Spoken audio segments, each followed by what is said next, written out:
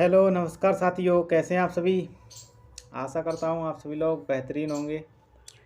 दोस्तों, जैसा कि आप समझ पा रहे होंगे कि पिछली क्लास में भी मैंने कुछ प्रतीकों के बारे में बताया था और इस क्लास में मैं भारत के कुछ प्रतीक चिन्ह हैं उनसे रिलेटेड कुछ क्वेश्चंस लेकर आया हूँ जो कि बेहद इम्पोर्टेंट हैं। ठीक है, तो प्यारे दोस्तों, जल्दी से जल्दी हमारी वीडियो को लाइक सब्सक्राइब अवश्य कर देना, जिससे कि अगली जो क्लास है वो आपको जल्द से जल्द मिल सके। तो चलिए देर ना करते हुए अब हम स्टार्ट करते हैं। ठीक है, क्वेश्चन क्या कह रहा है। क्वेश्चन है कि निम्नलिखित में से किस पशु को भारत के राष्ट्रीय प्रतीकों में स्थान नहीं मिला है। ऐसा कौन सा पशु है जिसमें भारत के प्रतीकों में उसको स्थान नहीं मिला है। तो वैसा कौन सा पशु है। तो एसएससी 2020 में पूछा गया है। तो इसका जो राइट आंसर है मेरे दोस्तों वो हो जाएगा हमारा बी ऑप्शन, यानी कि ऊंट को। ठीक है, ऊंट को स्थान नहीं मिला है। ठीक है, ऊंट हमारा राष्ट्रीय प्रतीक नहीं है। Question number 2। ठीक है, क्वेश्चन नंबर 2 क्या कहता है।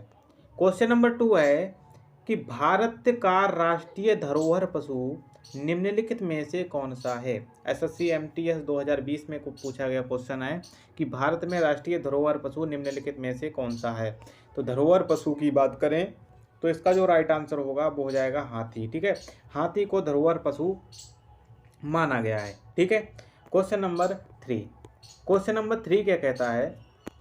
क्वेश्चन नंबर 3 कहता है दोस्तों, स्वतंत्र भारत के राष्ट्रीय ध्वज का डिजाइन निम्नलिखित में से किसने तैयार किया था। जो डिजाइन था राष्ट्रीय ध्वज का स्वतंत्र भारत के, तो उसमें डिजाइन करता कौन थे ये बताना है। तो डिजाइन करता की बात करें तो ये थे पिंगाली वेंकैया। ठीक है, पिंगाली वेंकैया ये थे। ठीक है, क्वेश्चन नंबर 4।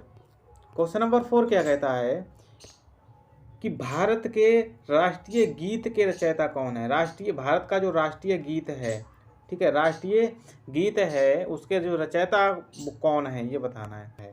तो इसका जो राइट आंसर होगा मेरे दोस्तों वो हो जाएगा हमारा बी ऑप्शन, यानी कि बंकिम चंद्र चटर्जी। ठीक है, बंकिम चंद्र चटर्जी जो है वो राष्ट्रीय गीत के रचयिता हैं। ठीक है, क्वेश्चन नंबर 5। क्वेश्चन नंबर 5 देख लेते हैं। क्वेश्चन नंबर 5 क्या कहता है कि अब कौन सा कैलेंडर विश्व भर में सर्वमान्य है। अब कौन सा कैलेंडर विश्व भर में सर्वमान्य है। ये एनसीईआरटी बेस्ड है। ठीक है, एनसीईआरटी में। तो इसका जो राइट आंसर है वो हो जाएगा ग्रेगोरियन। ठीक है, ग्रेगोरियन इसका राइट आंसर हो जाएगा। दोस्तों, यदि क्लास अच्छी लग रही हो तो आपको लाइक सब्सक्राइब अवश्य करना ना भूलिएगा और साथ ही साथ इसको शेयर भी कर दीजिएगा। ठीक है, तो नेक्स्ट क्वेश्चन नंबर 6 क्या कहता है। क्वेश्चन नंबर 6 है कि भारत के राष्ट्रीय गान के रचयिता कौन है। जो भारत का राष्ट्रीय गान है उसके रचयिता कौन है। तो इसका जो राइट आंसर होगा मेरे दोस्तों वो हो जाएगा रविंद्रनाथ टैगोर। ठीक है, रविंद्रनाथ टैगोर इसका राइट आंसर हो जाएगा। ठीक है, क्वेश्चन नंबर 6 हो गया। क्वेश्चन नंबर 7 क्या कहता है।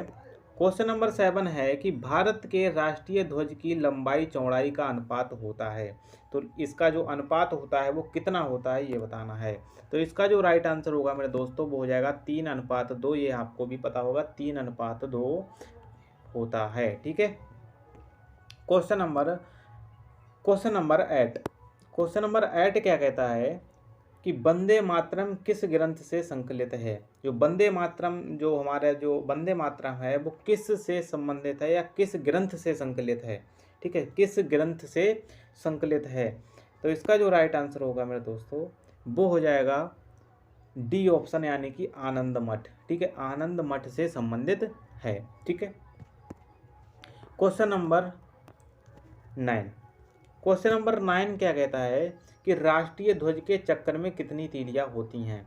तो राष्ट्रीय ध्वज है उसमें कितनी तीलियां होती हैं ये बताना है। तो इसका जो राइट आंसर होगा वो हो जाएगा सी, यानी कि 24 तीलियां होती हैं। ठीक है, ये आपको भी पता होगा कि 24 तीलियां होती है हमारे राष्ट्रीय ध्वज में। ठीक है, क्वेश्चन नंबर 10 जो कि अंतिम प्रश्न है हमारा, क्वेश्चन नंबर 10।